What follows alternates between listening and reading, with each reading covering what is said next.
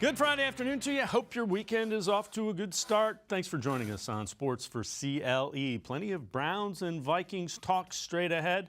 A little later in the show, we'll be joined by A.J. Mansour from KFAN in Minneapolis. He will give us the Vikings perspective on the matchup with the Vikings and the Browns. But we begin by talking Browns. Kevin Stefanski and the Browns wrapped up the week of practice. They'll still go through the walkthrough and then head out to Minnesota for the game on Sunday. But Kevin Stefanski talked earlier today about the way the Browns have practiced, as well as getting ready for Kirk Cousins and the challenges he presents. Well, I mean, the goal is to keep having that best practice, every week. I would tell you, Nate, that we certainly gave them the message on Monday and even after the game that the way you practice is how you play. So I thought the guys had a really nice week of practice, and in particular today I thought was really good. He does a great job. He gets the ball out of his hands, does a nice job of avoiding sacks. Let's welcome in Mac Robinson from 92.3 The Fan. So Mac, a completely different challenge for the Browns. Last week it was Justin Fields and you were concerned about the athleticism, but a guy who hadn't played.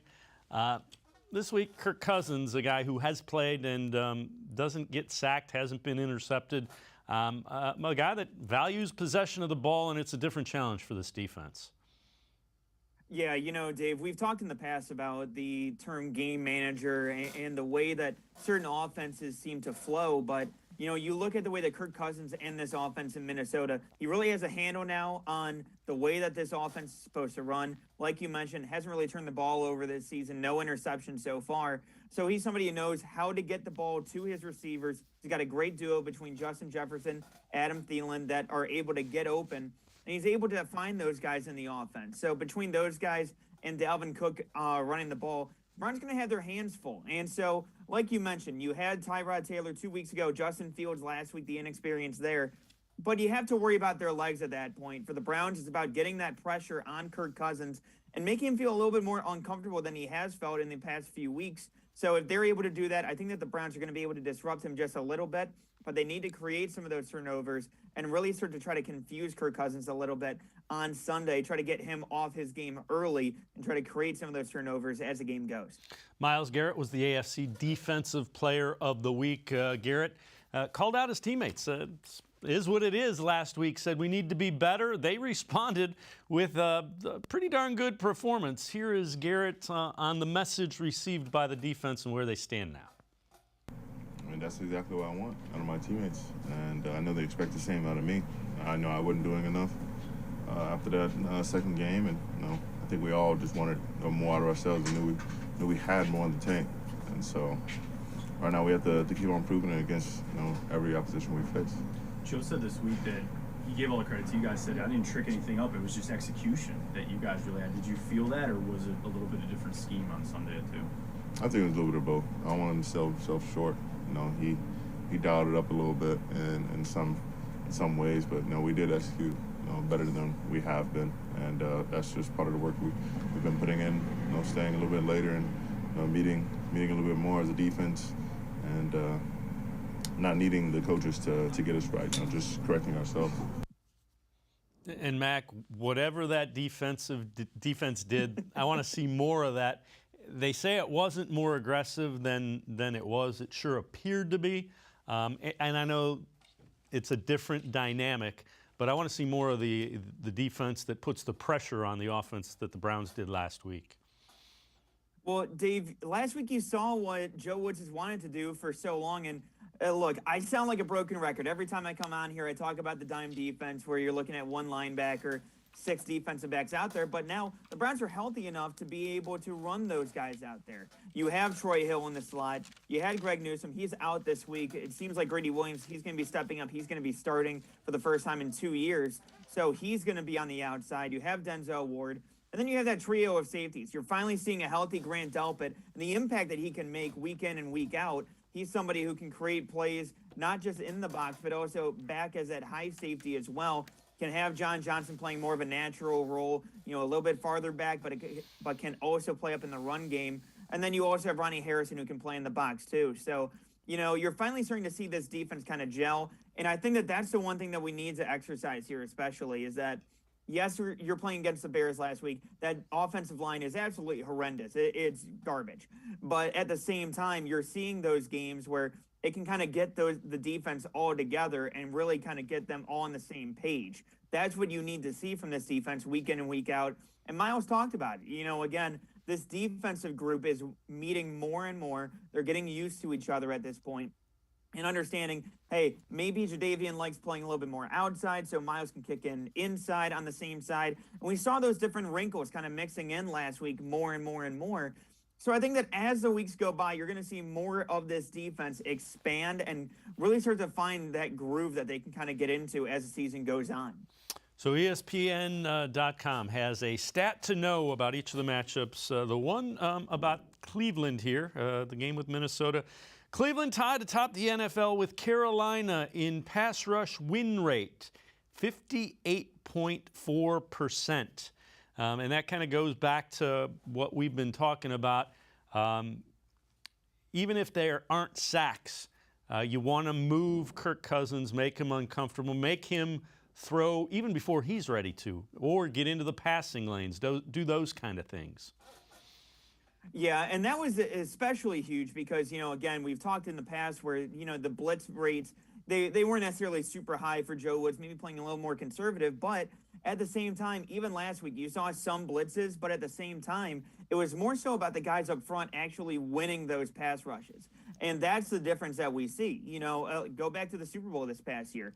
How was Tampa Bay able to win? It wasn't because they were blitzing more. It was because they had their four-man rush up front, able to win against the Kansas City offensive line. So that's where the Browns are trying to get more wins this season, especially, and it seems like they're doing so thus far. You have Malik McDowell, Malik Jackson in the middle. You have Jadeveon Clowney on the outside. You have Myles Garrett, obviously. He's a force, 4.5 sacks last week. But, again, it's about creating that pressure without necessarily having to send the added blitzers at that point. So then it keeps the offense on their toes for that extra blitzer. And at the same time, you're creating that same amount of pressure without necessarily having to send as many guys up front. So the question is, how do you get pressure on Kirk Cousins? It's a completely different challenge than it was a week ago. Myles Garrett talked about the challenges going against Kirk Cousins, the Vikings quarterback. Absolutely. He has two pretty good pass rushers on his own team that he has to deal with every single day, so he's going to know that he has to get the ball out to his skill guys. Otherwise, we're going to be coming, whether it's down the middle or along the edge. How much are you looking to bat that pass down when you watch him on film and he knows getting out quick? He has the most batted passes in 3 years, so we know that he's trying to get it out quick. So we've been told and working on getting our hands up, jumping and batting down passes, so we can get him on second long, third and long. Batted down passes turned into tip passes, which turn into turnovers as well. So there's that whole dynamic. But again, it's got to be a point of emphasis, and clearly with Myles going there, it has been. Yeah, and he mentioned it too. They have two good pass rushers on the outside, obviously headlined by Danielle Hunter. But the one thing that he didn't mention is the fact that the interior pass rush, obviously you have Sheldon Richardson in there as well, and he should get some snaps for them. But at the same time, you have Michael Pierce and you have Dalvin Tomlinson, who are mainly run stuffers. So I think that the Browns can catch them off guard a little bit because you have Malik Jackson, because you have Malik McDowell, who can create that interior pass rush. At that point, Kirk Cousins, he isn't necessarily a mobile quarterback. He's somebody who prefers to stay in the pocket for the most part, but they do like getting those play-action rollouts for him going a little bit. But, again, if you're able to create that interior pass rush, that can create more opportunities for Jadeveon Clowney and Myles Garrett. And at that time, too, like you mentioned, getting those tip passes, and like you said, Dave, again, it's getting those tip passes to create the opportunities for those turnovers. John Johnson mentioned it yesterday, the fact that, they didn't necessarily have that opportunity last week because, Justin Fields is on the ground and in the dirt already. But comparatively this week, you have guys like Jeremiah Owusu-Koramoah who've been keeping an eye out on those guys, too. Malcolm Smith, who's good in pass coverage. And again, all those defensive backs that you can unleash on the offense, again, I look at the way that this defense and the way that this game script can go. I think that this could benefit the Browns and the Browns defense, especially this week, more so than I think that people are anticipating. Well, this is another thing that benefits the Browns. And when we brought it up earlier today in our meeting, it kind of surprised me. Vikings rush defense, bottom 5 in the league in yards per carry at almost 5, 4.8. Only below them, Chargers, Chiefs, Cardinals. But 4.8 a carry based on what the Browns do running the football, that sounds like a recipe for success for Cleveland, especially with the offensive line. Yeah, and especially, too, at that point, if you're the Browns, you're hoping to get that ball first because, again, if you're able to capitalize on that, get out to an early lead, and you can sustain that rushing attack, I know that regardless, they're going to try to get out to that no matter what, but at the same time, if you're able to get out to that early lead, that benefits you, and you're able to lean more on that ground game. So at that point, again, it really just feeds into it more and more. And I know you mentioned the Cardinals and the Chargers. The reason why teams aren't able to really establish the run as much with them is because of the fact that the Chargers and the Cardinals are able to air it out so quickly that you're already behind when it comes to those points. You're not able to take advantage of that. So for the Browns, they have to capitalize early on the ground attack.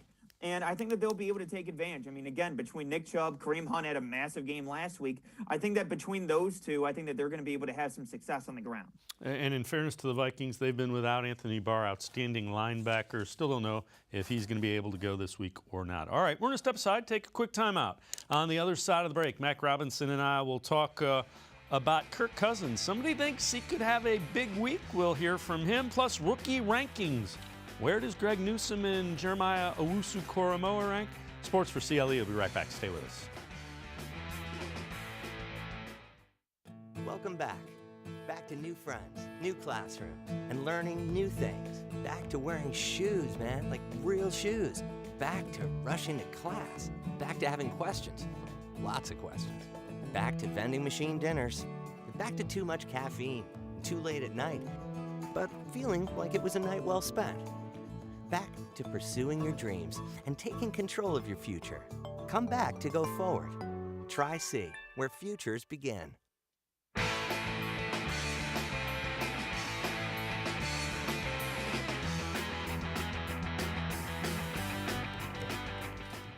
Sports for CLE continues. We continue talking Browns football as they get ready for the Vikings. Good Morning Football on NFL Network. Kyle Brandt talked about the guys who could shine the brightest in Week 4.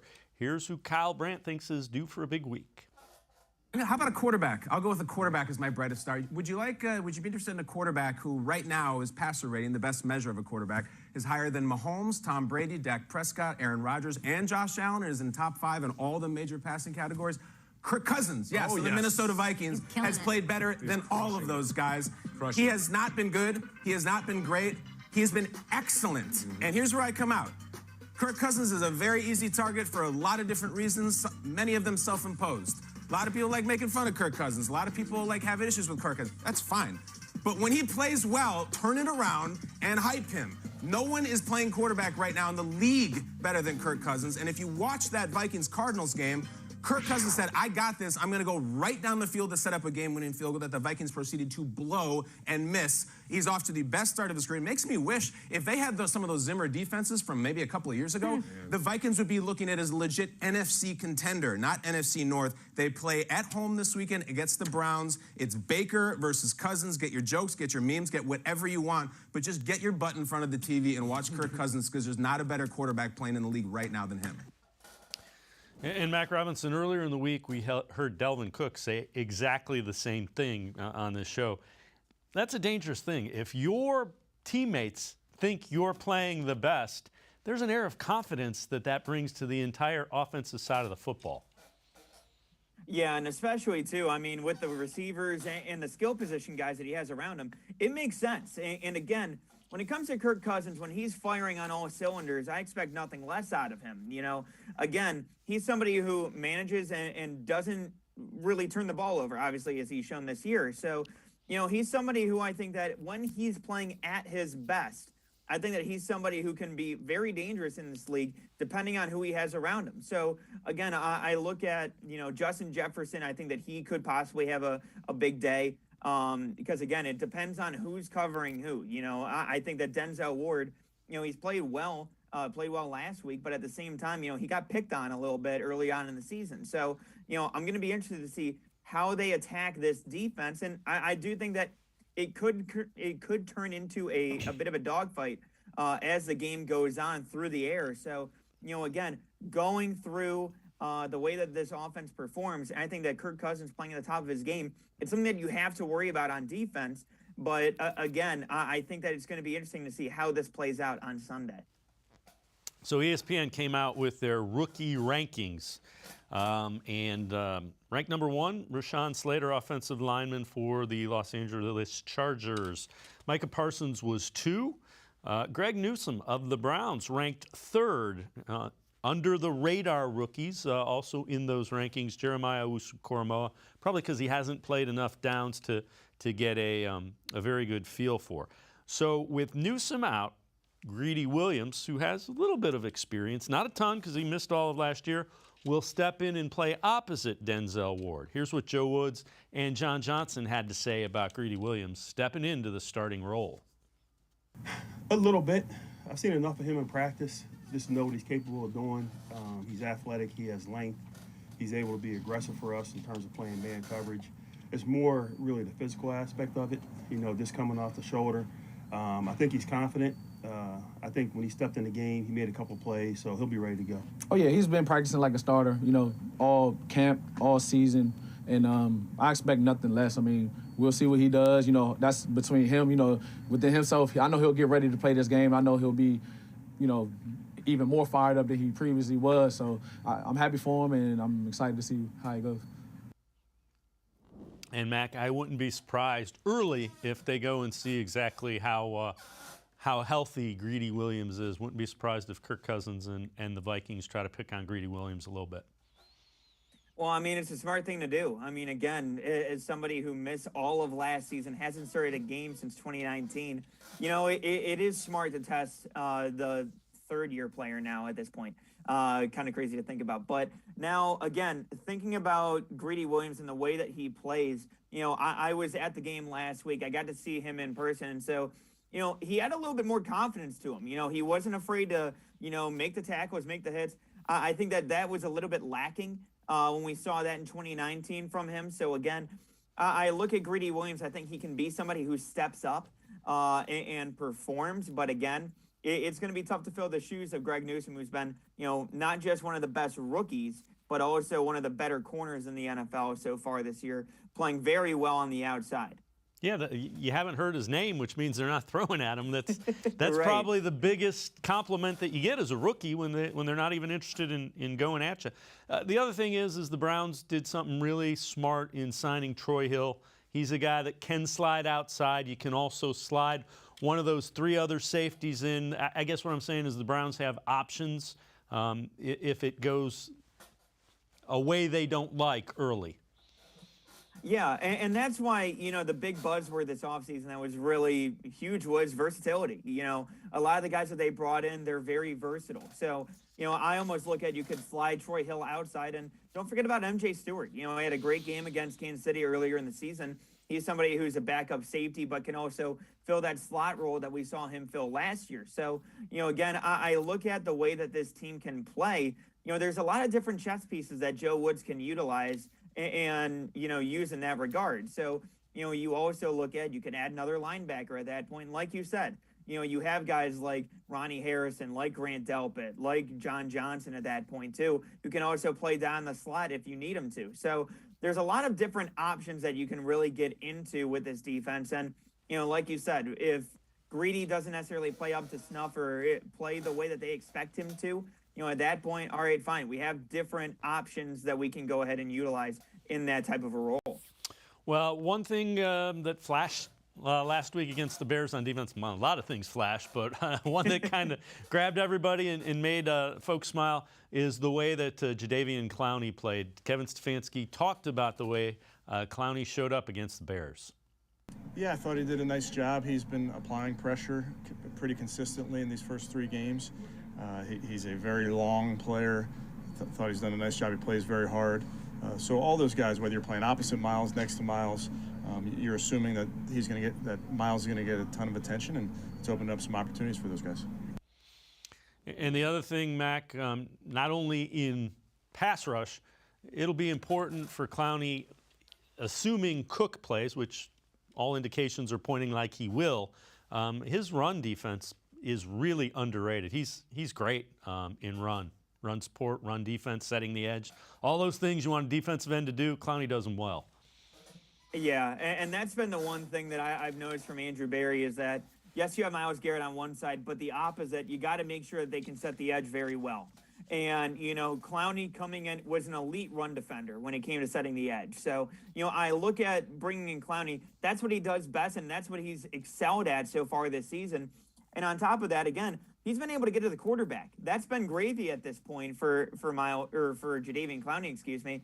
Again, he finally got home this week, but at the same time, again, he's really been phenomenal in pretty much everything that we've asked him for, coming into this season. Again, applying pressure to the quarterback, and on top of that, being very good in the run game. So he's really hit those expectations and what I expected out of him coming into this season. He's done a great job for this defensive line, and also add a little bit of versatility, not just an edge setter, but also somebody who can kick inside and add to just, again, another versatile aspect that you can have on this Joe Woods defense. Mac Robinson from 92.3 The Fan and I are going to step aside, take a quick time out. On the other side of the break, we're going to talk some offensive line. We'll hear from J.C. Tretter. We'll check in on Jedrick Wills, Chris Hubbard. We'll also talk about the way that line has pass protected. Sports for CLE will be right back. Stay with us. Welcome back. Back to new friends, new classroom, and learning new things. Back to wearing shoes, man, like real shoes. Back to rushing to class. Back to having questions. Lots of questions. Back to vending machine dinners. Back to too much caffeine, too late at night, but feeling like it was a night well spent. Back to pursuing your dreams and taking control of your future. Come back to go forward. Try C, where futures begin.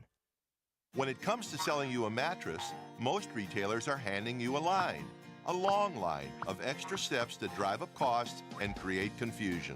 At the Original Mattress Factory, we simplify the mattress shopping experience by building mattresses and box springs in our own local factories and selling them direct to you. It's short, sweet, and simply makes sense. So experience more than just the mattress store. Experience an original, the Original Mattress Factory. The Ohio Lottery Partners in Education program recognizes role model students and teachers from across Ohio. Nominations can now be done completely online. To nominate a deserving teacher or student, go to ohiolottery.com. In the About section, find Partners in Education. There you will find links to the nomination forms. Students kindergarten through 12th grade can be academic all-stars. Teachers can be honored as a Teacher of the Month. The Ohio Lottery Partners in Education, where stars shine.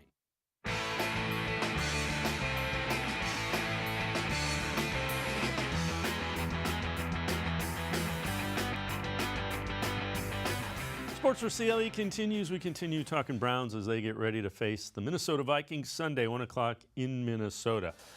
So Jedrick Wills went through another limited practice today. Chris Hubbard also went through practice. Not sure how either one of them will shake out for Sunday. Obviously less than 100%, but trending in the right direction. So J.C. Tretter is a guy that knows how difficult it can be to get ready to play on Sunday when you don't practice a lot.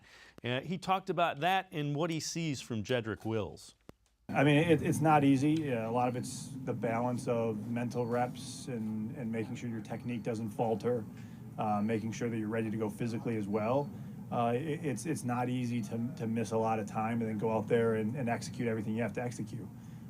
So I think we continue to work with Jed and make sure he's, first off, feeling good. I think if you're going out there and you're not feeling good, it's really tough to do your job if you know what your job is. And then once you take care of his body, making sure he's ready to go, and that's what the walkthroughs are really important, the mental reps, the film. That's all really important for anybody that's trying to play with not a lot of practice time. So again, Hubbard is back. He's not listed on the injury report. They're not sure exactly how long he can go. Wills was limited today, but all indications are he's going to try to give it a go. So, Mac, this offensive line, important, and there were times during the Bears game where Wills was literally playing on one leg. Yeah, and that was the one concern that I had with him as well. playing him against Houston, I understood you had Whitney Merciless, but at the same time, I didn't necessarily understand why they were throwing him out there in that game. If it were me, I'd give him a week, let Blake Hance, a guy named Blake, let him go ahead, play left tackle for a week. Last week, he ended up playing against Houston, ended up playing again last week against Chicago, but ended up coming back in. He was kind of interchangeable at that point. Blake Hance was getting beat quite a bit from what I was able to see. And so, again, it just seems like he's taking on more and more, and that's getting more and more taxing on that ankle for him. So, again, I look at Jed Wills. I give him credit for trying to push through it. But at the same time, I also worry about how much this is going to end up lingering because, again, you have a tough matchup this week against Danielle Hunter. Next week, you're going up against the Chargers. You're going to be dealing with Joey Bosa. Then the following week, you got Chandler Jones. And then the following week, you got Von Miller on a short week on Thursday Night Football. So, this is a tough stretch that the Browns are getting into when it comes to all these pass rushers. And, again, just for Jed Wills to be constantly kind of dealing with this perpetually at this point, it seems like, it does get concerning for me with the way that he's able to play. Because, again, I think that he's able to play well, but I just worry about the way that he's going to be, that this is going to end up lingering at this point for the way that he's able to perform. Yeah, welcome to the NFL with all the pass rushers that are lining up right. going against the Browns. And T.J. Watt the following week, too. Yeah. All right, lowest percentage of dropbacks resulting in pressure under 2.5 seconds. This is a tweet from Steve Palazzolo from Pro Football Focus. Lowest, Packers, 13%. Second lowest, Rams, 14%. Third lowest, Browns at 16%. So, and you see the Texans highest at 35%. So, and again, we've kind of chronicled, Browns have been a little bit banged up on that offensive line. They're good enough that they're still able to do what they need to do for the most part. Having said that, the offensive lineman pointed out we allowed 5 sacks of Baker last week, and that's not acceptable. Yeah, and that's the one thing that was a big takeaway that I had last week. There were a few plays that, you saw that pressure able to get in on Baker at that point. But again, I look at overall just the way that offensive line has performed so far this year.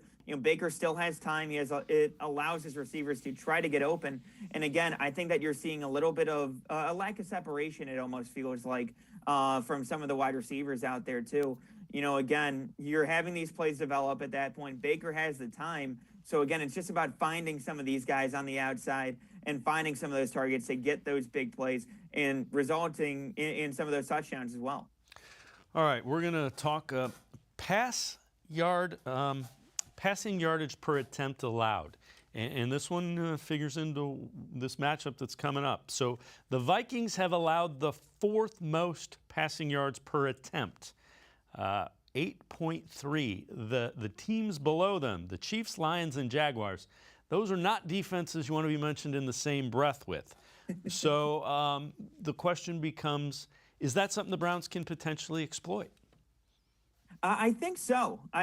Because, again, you have Odell coming back. Obviously came back last week, played well. The ball wasn't forced his way as many people expected.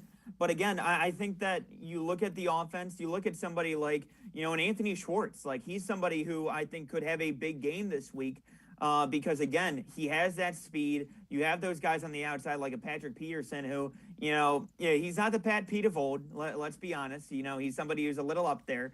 So, at this point, I think that they can exploit, maybe on the outside, getting a few of those big gains and then giving the ball back to Chubb and Kareem Hunt. We talked about, the defense earlier in the show when it came to their run defense. But, again, I think that those big plays can help set up, open up that offense for the run game at that point, too. So now I think that, the Browns can absolutely exploit this for the Vikings defense.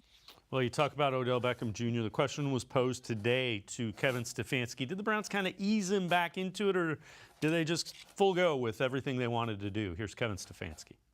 I tell you, week to week, you're constantly evolving from a schematic standpoint, and definitely with the players as As a guy maybe like Odell, you come off injury, there's maybe more that you can do. There's a rookie, you're growing his role, there's the more you can do. So I think it's evolving with all of our guys. Have you noticed a change in practice even with him as he's just gotten healthier and stronger? Yeah, he's been practicing hard for a long time now. I mean, going back through training camp. I know he was limited a bunch of those days, but he practices very hard. And again, with what they have allowed yardage per attempt, it's a good indication you can get back behind them. You mentioned the Cardinals. That was a team that was able to do that. The Bengals did that a little bit as well. So that's something to keep an eye on with that play action with the Browns. Yeah, and especially too, I think that Stefanski, I think that he could go to that early. You saw a few plays, especially against Kansas City, where, you had the play action, you had Anthony Schwartz able to, find the hole and get deep. So, again, I think that this is a case where the Browns wide receivers are going to be able to make some plays this week, especially, Donovan Peoples-Jones on the outside. You have Odell who can, make some plays on his own. For him, a lot of it can be, again, whatever you really need. Whether it be slants in the short game, intermediate routes for him, or getting deep. Again, you have a lot of these guys who can be chess pieces for this team. And I haven't even mentioned the tight ends quite yet. So, again, I think that Odell is somebody who, is going to have a lot of opportunities this week. Again, you have to respect him if you're the defense. But at the same time, again, I look at the way that he's able to open up the offense. I think that he's really going to have a chance to make some big plays on Sunday. So, speaking of the tight ends, David Njoku is a guy who played 60% of the snaps last week, wasn't targeted for the season. 5 catches, 94 yards. This is a guy that's a matchup problem, can get deep. There is going to be a week where he kind of shows up and just terrorizes the defense, and this could be the week. Yeah, and especially, too, the matchup that you're looking for there is Eric Kendricks, the middle linebacker for the Vikings. He's somebody who can be solid in pass coverage, but at the same time, for David Njoku, I'm just waiting for that game because I know that's coming. He has that in him at this point, and he's playing the snaps that you need to. It's all about Baker finding him. And I think that, again, like you mentioned, I think that he can find that seam, he can find that hole in the defense, and you can utilize him in many different ways. On top of being a great run blocker, and I give him a lot of credit for working on that last year. He's now one of, if not the best run blocker when it comes to the tight ends on this team. But on top of that, he can also find his way in the defense. And he has the athletic ability to be a mismatch just about every single week. So, David Njoku, he's somebody who I'm keeping an eye on each and every week when it comes to the tight ends especially. And he's somebody who you have to keep an eye on and you have to watch for, especially going into this week. Mac Robinson from 92.3 The Fan and I are going to step aside, take a quick time out. On the other side of the break, do the Browns and Vikings offense look pretty similar? We'll take a look at that. Plus, the Browns run-pass mix. We'll tell you what it is. Are you concerned? Sports for CLE. We'll be right back. Stay with us. The Ohio Lottery Partners in Education program recognizes role model students and teachers from across Ohio. Nominations can now be done completely online. To nominate a deserving teacher or student, go to ohiolottery.com. In the About section, find Partners in Education. There you will find links to the nomination forms. Students, kindergarten through 12th grade, can be academic all-stars. Teachers can be honored as a Teacher of the Month. The Ohio Lottery Partners in Education, where stars shine.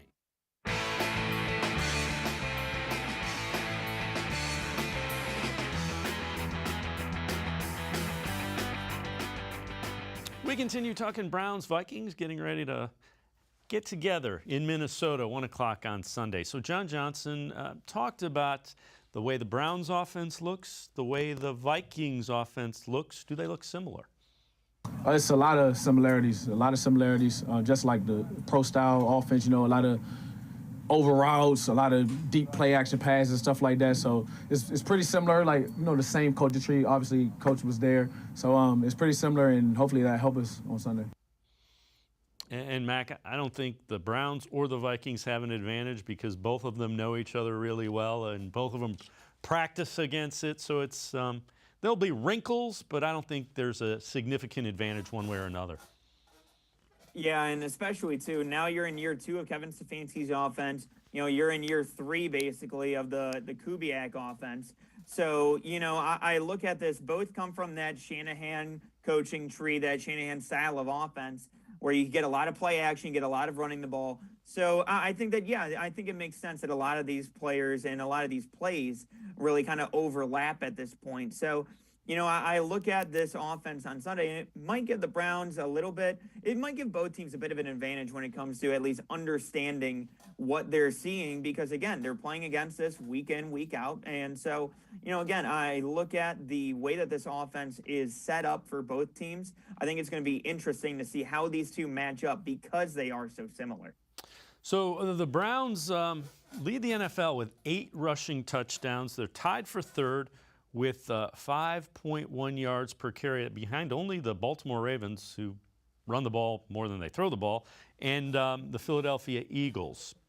When you look at the mix, they've run the ball 102 times, have passed it only 80 times, only 2 passing touchdowns. You concerned about that mix, or I mean, how do you take that in and process that? So the way that I look at that specifically is just because of the fact that, again, the way that the game script is kind of gone. In week 1, you saw a little bit more heavy running game, but then you saw the pass game kind of open up as the game went on. Similar to, against the Texans in week 2, again, you saw them passing the ball a lot more early on before they started getting into the run game later. And then last week, it was pretty dominant by the run game, but not as much passing when it came to Baker. So I'm not necessarily concerned. I think that out of anything, it just takes time. And on top of that, the first 2 weeks, you had Jarvis, you didn't have Odell. This past week, you had Odell, you didn't have Jarvis. So it's kind of just working in all of those different pieces and different factors. And on top of that, you mix in the tight ends, you mix in Kareem Hunt, Demetric Felton. There's a lot of different pieces that are getting mixed in and week out. I'm not necessarily worried about the pass game. I do think that will come with time. And, similar to what you talked about, before with David Njoku, I think that there is going to be that game where it becomes the Baker game where, you see him throwing the ball quite a bit. You see him able to air it out, similar to what we saw last year against Tennessee.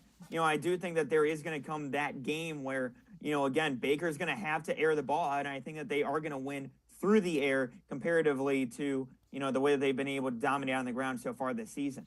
Yeah, the one thing, because a lot of people will bring up, they haven't thrown for a lot of touchdowns.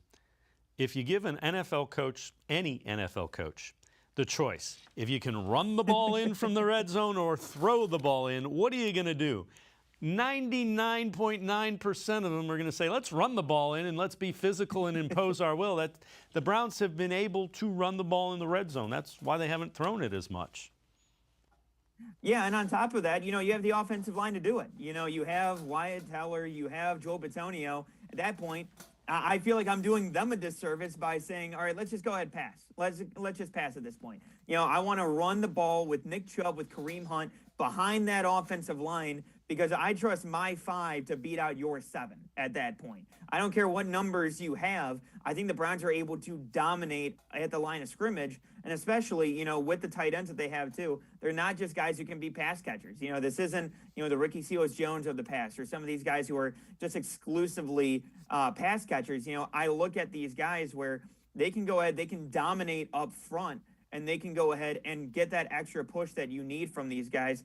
And again, I look at the running backs. It's not like you're having just some run-of-the-mill guy. It's not like you're having a Willis McGahee at the end of his career like you did in like 2012 or 2013, excuse me. I look at this, and it's Nick Chubb and Kareem Hunt, 2 of the top 10 running backs in the league.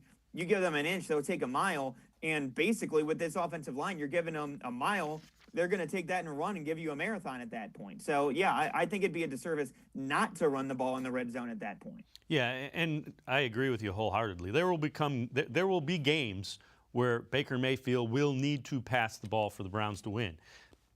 But you don't have to do that until that time. I'm not throwing the football. I got to tell you. And you know what? This may be the week that he needs to do that, because this is going to be a challenge. So let's talk Browns-Vikings. How do you see this one playing out?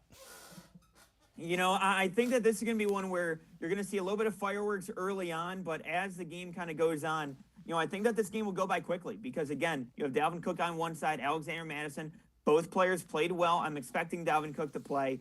And then on the Browns side, obviously, Nick Chubb, Kareem Hunt. Need I say more? I think that both teams are going to be trying to run the ball down each other's throat at that point, and it's going to be who can stop the other. I do think that the Browns will come out on top. I think the final score is going to be 28-24 with the Browns coming out with the win. So I think that the Browns will be able to, get that extra couple of scores from the guys, obviously, Nick Chubb, Kareem Hunt. And I am expecting a couple of big plays from the wide receiver group this week. We haven't necessarily seen it as much. We saw it in week 1, but really we haven't seen that big touchdown, that big passing touchdown on the outside. I think that you're going to see that come this week. I think that, I think back to, Josh Gordon coming back. I want to say it was like 2012, 2011 or so, when he had that big game against the Vikings in Minnesota. I think that you're going to see a big game this week from one of the wide receivers this week. It wouldn't shock me if it's Odell. Wouldn't shock me if it's Anthony Schwartz, able to use that speed on the outside. So I do think the Browns are able to come away with the victory, able to outgain the Vikings on the ground, and able to stifle Kirk Cousins enough to get the victory. Yeah, I also think it's going to be close. I think it may come down to a field goal at the end. I think the Browns find a way to win. I really do. I think they're just a little bit better than the Vikings. What concerns you? What do you think could make this go sideways and have the Vikings coming out on top? So what do you need to avoid if you're the Browns? I think it's similar to my worry last week. So, I mentioned that there's not as much pass rush up the middle. At the same time, Dalvin Tomlinson and Michael Pierce, damn good nose tackles and interior defensive linemen at stopping the run. So, if I'm the Browns, I'm trying to get that running game going at a certain point as well. And, if you're able to get the ground game going with those guys up front, I'm feeling pretty good. But at the same time, too, you got to create turnovers. I understand that Kirk Cousins, he's somebody who has obviously not thrown an interception so far this season, but you have to find a way to create some of those turnovers and create those takeaways, because at the end of the day, I look at the way that this Browns defense has gone so far this year. You haven't had as many turnovers so far. You really need to create those opportunities. I know that they weren't there last week against Chicago, but you need to create those opportunities this week, whether it be through pressure, getting to Kirk Cousins up the middle, tip passes like you mentioned earlier. Again, I think that they have to find a way to create turnovers, and I need to see them create more ground attack, or have that ground attack going full force this week, despite the fact that you have those two great interior nose tackles when it comes to Dalvin Tomlinson and when it comes to Michael Pierce. Yeah, my concern is losing the turnover battle. So taking care of the football and not being able to turn it over. That would be a way that this could kind of not go the way that I think it will with the Browns. Mac Robinson from 92.3 The Fan, as always. Appreciate the time and the insight. Thanks very much, Mac. Of course. Thank you guys for having me. Always appreciate it. All right, Mac Robinson from 92.3 The Fan. We're going to step aside, take a quick time out, shift our focus just a little bit. We're going to head inside enemy territory. A.J. Mansour from KFAN. He covers the Vikings in Minnesota. We'll get the Vikings perspective on this matchup with the Browns. Sports4CLE will be right back. Stay with us. When it comes to selling you a mattress, most retailers are handing you a long line of extra steps that drive up costs and create confusion. At the Original Mattress Factory, we simplify the mattress shopping experience by building mattresses and box springs in our own local factories and selling them direct to you. It's short, sweet, and simply makes sense. So experience more than just the mattress store. Experience an original, the Original Mattress Factory.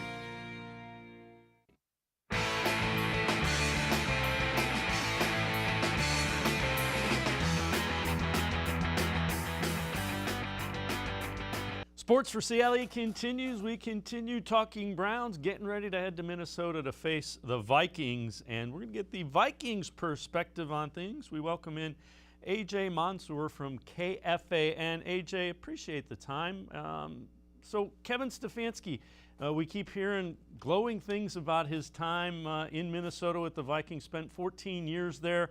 Did Minnesota really feel that good about Kevin Stefanski and the time he was with the Vikings?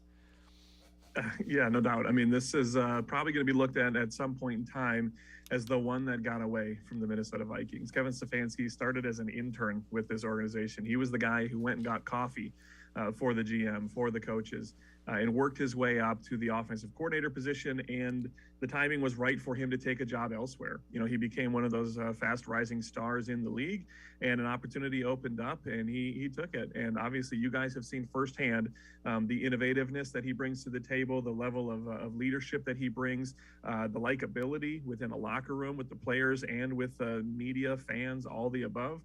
He really was as good as advertised. And, you know, we love Mike Zimmer here in Minnesota. And at the time, there was not an opportunity, so he took one elsewhere. And I think that we're going to look at this and wish the best for him, probably not this weekend specifically, but Vikings fans love Kevin Stefanski, and I know the organization loves Kevin Stefanski as well. Vikings 1-2 as they go into this match with the Browns, and by all accounts could very easily be 3-0. It's a team that's playing much better than a 1-2 record would indicate. Is that true? Fair to say? Lately, they're playing much better than that record would indicate, but it could change the way that the fans are feeling about it and the tides of the season for sure. They're 2 plays away, legitimately, from being, you know, a 3-0 team. That first week, there was a weird, controversial fumble of Dalvin Cook while the Vikings were in field goal range to go win that game against the Bengals in overtime. And then 2 weeks ago against the Arizona Cardinals, they had a chip shot field goal for the win, and they pushed it right. So they are a couple plays away from having a better record, and now they're playing better football. That's what the key is right here. Whatever the record is, that first week they didn't play as if they should have won that football game. The Bengals played better than the Vikings, hands down. They had an opportunity to win it, and if they could have gotten a win, it would make everyone feel different. But last week against the Seahawks, they kind of got things right. The defense clamped down a little bit. The offense continued grooving. Kirk Cousins playing out of his mind. Now they're playing good football to the point where they can go into a game against the Cleveland Browns and understand that they have a shot to win if they play their game. So teammates, specifically Dalvin Cook, came out and said he thinks Kirk Cousins is playing as well as anybody in the NFL. You've obviously seen Kirk Cousins. How good is he playing? Yeah, it's a little bit of a different Kirk this year from the attitude perspective. Kirk has always been a pretty dynamic quarterback. He's struggled with some consistency in the past. That has changed this year, but the leadership and the attitude that he's bringing to the table seems to be the difference maker for him so far this year. Obviously, he's not thrown an interception on the season. I think he goes back to week 14 of last year for his last interception, 8 touchdowns on the year. He had 3 touchdowns in the first half against Seattle, and then they kind of shifted that offense a little bit. He was still productive through the air, still moving the football, but they went to the run game in Alexander Madison last week. But Kirk is playing good football, and that's exactly what this team needs of him. It's consistency. He's never going to be the kind of guy, you know, there's fantasy football players out there that are shaking their head because he's never going to put out big fantasy numbers because he doesn't run the football, but he's very efficient and he knows how to run this offense here in Minnesota. And that's what matters most for this team is running this offense, long, elongated drives, and then putting points on the board when they get in the red zone. That was a knock on Kirk in the past before as well, that he got to the red zone and then the offense would stall and they'd have to settle for 3, which here in Minnesota, that's been problems of late as well. But this year they are scoring those touchdowns in the red zones, getting the 6 and 7 points instead of the 3, and that's made a difference for this team. You mentioned Alexander Madison. That's a guy that was filling in for a guy that a lot of Browns fans will compare to Nick Chubb and Dalvin Cook, in that he is that good of a running back. How good or how likely is it that Dalvin Cook can play? I know it came right up to game time a week ago. Is there a sense if Dalvin Cook gets a chance to go or will be ready to go? Yeah, I think so. You know, like you mentioned, he did work out before the game last week, and it was decided that he was not healthy enough to go. They didn't want to take that risk, or he needed a little more rest. He's optimistic. We'll put it that way. He returned as a limited participant to practice on Wednesday, and will continue that through the week. He'll probably be limited up until they give that official diagnosis on Friday for whether he's going to be active or questionable. My guess is that he will play. This is a big game. Getting this team back to 500 is important. And if he's healthy enough, he's going to give the nod and he's going to be ready to go. It sounds like he's pushing for it. Obviously, it's not necessarily up to him. They're going to rely on the team's trainers and doctors to make that decision. I would guess that he will be healthy enough to go based off of what he said earlier this week. Having said that, Madison was really good. And that's a guy that, you know, you never want to see a running back of that caliber not be able to go, but they don't lose a whole lot with Alexander Mattison. Yeah, Alexander Mattison stepped up 112 yards on the ground last week, 59 yards through the air, and filled in admirably. He was able to hit the holes that in the past he hadn't been able to hit. There is a difference, though, between Alexander Mattison and Dalvin Cook, and there is a reason why Alexander Mattison is the backup behind Dalvin Cook.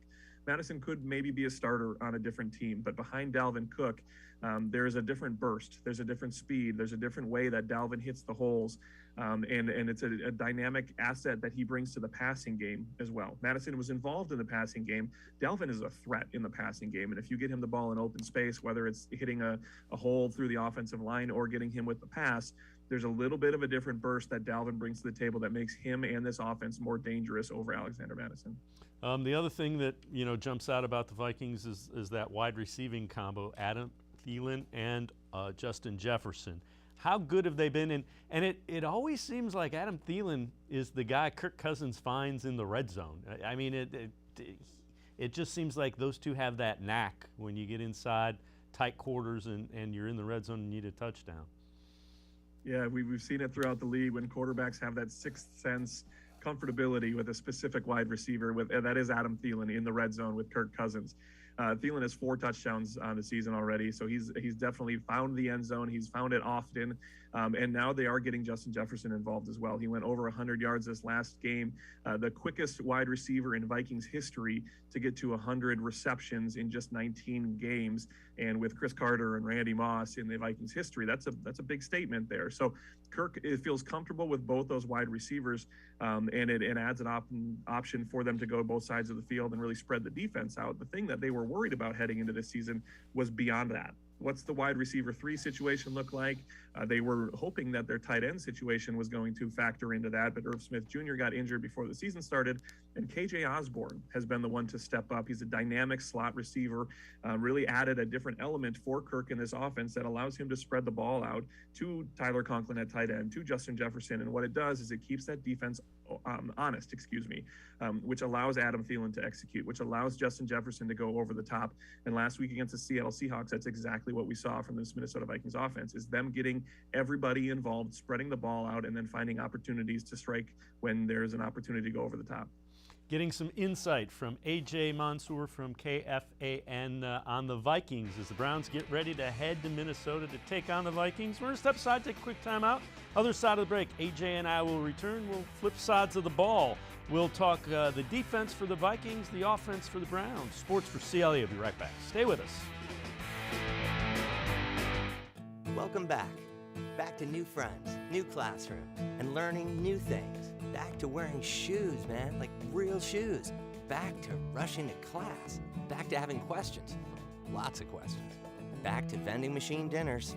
Back to too much caffeine, too late at night, but feeling like it was a night well spent. Back to pursuing your dreams and taking control of your future. Come back to go forward. Try C, where futures begin. When it comes to selling you a mattress, most retailers are handing you a line. A long line of extra steps that drive up costs and create confusion. At the Original Mattress Factory, we simplify the mattress shopping experience by building mattresses and box springs in our own local factories and selling them direct to you. It's short, sweet, and simply makes sense. So experience more than just a mattress store. Experience an original, the Original Mattress Factory.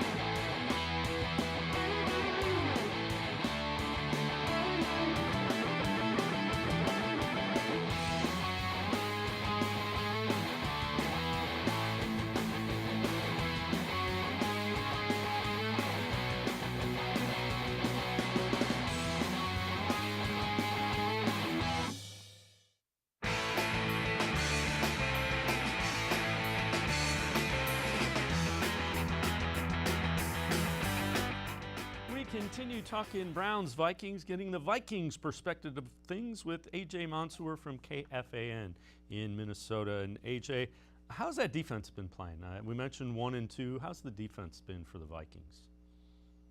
The defense has been a little suspect, to be completely honest. Got off to that rough start, like I mentioned earlier, against Cincinnati.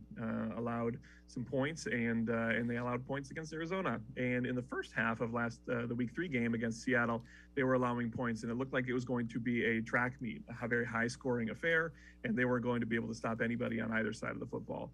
And then at halftime, they did something. They clamped down a little bit. They figured out how to stop Seattle and slow them down, make them one-dimensional, and they didn't allow any points in the second half. So if you would have asked me a week ago, I would have said that this defense is the giant concern for this football team. It's still probably the biggest concern for the Minnesota Vikings, but they are getting to the quarterback. They are pressuring, and they're covering just enough, I guess I would say, in the secondary to get them an opportunity to be in these football games. And that's all any team can ask of their defense from time to time. Keep us in the game. We'll go out and score points to finish it off. So there's room to grow. We'll maybe leave it at that. Browns like to run the football. It's no secret with that line and the 2 backs that they have. Who are some of the guys that the Vikings will need to step up if they're going to slow down the Browns' running attack? Yeah, the big question mark for this team, and it has been all season, is linebacker Anthony Barr. He is the active, athletic linebacker who will spy the quarterback if it's a mobile quarterback, or will follow the running back and cover in the flats as well. And he has not played yet. He has suffered from a knee injury. It's been questionable. He's been limited in practice for the last 2 weeks. We really have no idea whether or not he's going to play this week. If he goes, that's a big bonus for this football team, because he is going to be that athletic guy who can get there. If he can't go, you look at the reserves filling in behind him, and you put more of the onus on that defensive line. The ability that they have to eat up those blocks from the offensive line, to maybe even put some pressure into the backfield, change a route, change the quarterback's perspective, move the pocket, and then obviously maybe adjust a run game as well with Nick Chubb. The defensive line, the theory, the way that Mike Zimmer likes to run that defensive line is in shifts. So there are a lot of players, you're going to hear their names. There's a couple stars like Daniil Hunter that you'll recognize the name of, Dalvin Tomlinson in the middle, but they will shift guys in and out to keep bodies fresh. That's one of the tactics that they like to use, to keep fresh bodies there, so they don't have to worry about being tired. They can get those bodies in. They're deep on that defensive line, and they have that opportunity then to change the game up front. That's going to be what they're going to look for, if Anthony Barr can't go on Sunday. And that's another thing that Kevin Stefanski has kind of borrowed and brought over from Mike Zimmer, is a deep defensive line that likes to shuffle people in. So one of the guys on that defensive line is somebody that Browns fans really came to like quite a bit. Sheldon Richardson was let go by the Browns in a salary cap move. It was nothing other than a salary cap move. How has Sheldon Richardson been? I know he's filling up one of those reserve type roles, but how has he played? Right. I mean, he is a reserve player, but at the same time, he's an important player to this defense, both for the fact that he came in with previous knowledge of this defense from spending time here a couple years ago. He came in, he knew what to do. He knew what the role was going to be. That probably factored into him signing with Minnesota and the comfortability that he had with Mike Zimmer and this defense. So you have a veteran leader who comes into a very young defense, a lot of draft picks that are working their way in, young players that are finding their oats and feeling their oats. And Sheldon Richardson comes in with that confidence, that veteran leadership, the familiarity, and the opportunity that he knows how important it is to play a role, right? You're not going to get the majority of the snaps up there, but you are going to get in, and when you get in, you have to do your job. And that's one of the more important things that he brings to the table. Obviously, he can still play. He can still plug up that middle. He can still get pressure on the inside. But what he brings is, as far as leadership, is something that is invaluable to this team as they try to develop these young players and build a core for the future. Yeah, the Browns definitely wanted him back with a lower salary, and he opted to go back to the Vikings. All right, before I let you go, how do you see this one playing out between the Vikings and the Browns on Sunday? Oh, I think it's going to be a very entertaining game. I think that there are going to be points scored on both sides. I think that, it's an aggressive defense that Cleveland brings to the table. And if Minnesota can figure out where to find those holes, they're going to score some points. They have the weapons to do so. They just need to have the scheme and to properly execute. That's been a problem for this Minnesota Vikings team as well, is focus, execution, and avoiding penalties. If they're able to do that, they're going to put points on the board. Clearly, Cleveland can put points on the board as well against a porous Minnesota Vikings defense on their own. So I think that it's going to be an entertaining, high-scoring game. This could be, and this is a Minnesota Vikings fan's nightmare, this could be one of those games that comes down to a last-minute field goal. And Minnesota Vikings have not had a good history with that. So I'm going to leave it ambiguous as far as which way that field goal goes, but I'm going to go high 20s for scoring and then a field goal to win or lose the game. Well, you know, before last week, Browns fans would have been a little more concerned about that. Chase McLaughlin made a couple 50-yarders and had 4 made field goals. So right now, Browns fans are feeling a little bit better about the kicking game than they were before last week. AJ Mansour from KFAN, as always, thanks for the time and the insight. Appreciate it very much. Absolutely. Thanks for having me. All right, AJ Mansour from KFAN in Minneapolis, talking about the Vikings' perspective of things. That'll do it for this edition of Sports for CLE. We will see you back here Monday at 4 o'clock, talking plenty of Browns and Vikings, recapping, diving into it. That is Monday at 4. Have a great weekend. We will see you Monday here on Sports for CLE.